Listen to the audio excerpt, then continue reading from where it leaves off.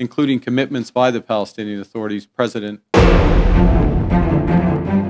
নিজেদের মানচিত্রের পরিধি বাড়াতে গিয়ে একুল ওকুল দুই কুলি হারাতে বসেছে নেতানিয়াহু ও তার সরকার।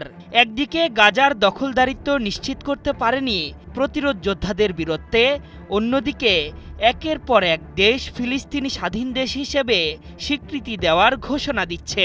ফ্রান্স ও যুক্তরাজ্যের পর এবার ফিলিস্তিনিদের নিয়ে ঐতিহাসিক ঘোষণা দিয়ে দিয়েছে কানাডা।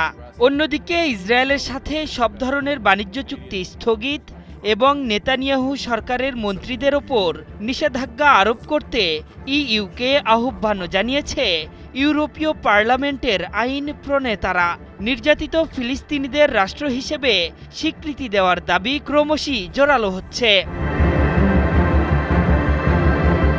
রাষ্ট্র হিসেবে স্বীকৃতি পেতে আরও এক ধাপ এগিয়ে গেল ফিলিস্তিন। G7 জোটের আরেক মিত্র কানাডা ফিলিস্তিনকে নিয়ে ঐতিহাসিক ঘোষণা দিয়েছে। আগামী সেপ্টেম্বরে জাতিসংঘের সাধারণ পরিষদে ফিলিস্তিনকে রাষ্ট্র হিসেবে স্বীকৃতি দেওয়ার ঘোষণা দিয়েছে কানাডার প্রধানমন্ত্রী মার্ক কার্নি।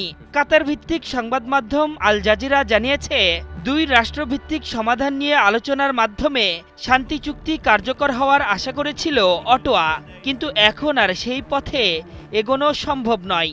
জাতিসংঘের ৮০তম অধিবেশনে ফিলিস্তিন রাষ্ট্রকে স্বীকৃতি দেওয়ার সিদ্ধান্ত নিয়েছে কানাডা। কানাডার প্রধানমন্ত্রী মার্ক কার্নির বরাতে আল জাজিরা জানিয়েছে, ফিলিস্তিনি কর্তৃপক্ষ ও প্রেসিডেন্ট মাহমুদ আব্বাসের পক্ষ থেকে সংস্কারের প্রতিশ্রুতি এবং ২০২৬ সালে সাধারণ নির্বাচন অনুষ্ঠানের অঙ্গীকারের ভিত্তিতেই এই স্বীকৃতি দেবে অটোয়া। তবে ফিলিস্তিনের ভবিষ্যতে কোনো ভূমিকা রাখতে পারবে না হামাস, এমনকি তারা আগামী নির্বাচনে অংশও নিতে পারবে না, এটাই শর্ত। তবে বিশ্লেষকদের মতে এই শর্ত একটি গণতান্ত্রিক নির্বাচনের স্বচ্ছতা ও বৈধতাকে প্রশ্নবিদ্ধ করতে পারে। সাম্প্রতিক সময়ের মধ্যে ইসরায়েল সবচেয়ে বড় ধাক্কা কিংবা হুঁশিয়ারি পেয়েছে ইইউ জোটের ৪০ জন ক্রস পার্টি আইন প্রণেতাদের কাছ থেকে। ইইউকে আহ্বান জানিয়ে এক যৌথ বিবৃতিতে আইন প্রণেতারা জানিয়েছে, তেল আবিব সরকারকে এমন সব কর্মকাণ্ডের জন্য দায়ী করতে হবে যা জেনেভা কনভেনশন এবং আন্তর্জাতিক মানবাধিকার আইনকে সুস্পষ্টভাবে লঙ্ঘন করছে। পাশাপাশি ইসরায়েলি বন্দীদের মুক্তি দিতে হামাসের প্রতিও তারা আহ্বান জানিয়েছে। গাজায় অমানবিক কার্যকলাপের উস্কানিদাতা হিসেবে ইসরায়েলের দুই মন্ত্রীর ওপর নিষেধাজ্ঞা আরোপ করেছে নেদারল্যান্ডস। নেতানিয়াহু সরকারের জাতীয় নিরাপত্তা মন্ত্রী বেন গাভির ও অর্থমন্ত্রী বেজালার স্মোট্রিচকে নিষিদ্ধ করেছে ডাচ সরকার।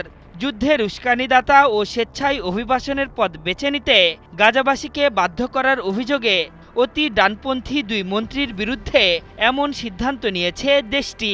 তাদের সিদ্ধান্তের পর ইসরায়েল সরকারের প্রতি কঠোর হওয়ার ইঙ্গিত দিয়েছে ইইউ এর বাকি রাষ্ট্রগুলোও। আশরাফুল ইসলাম, ৭১।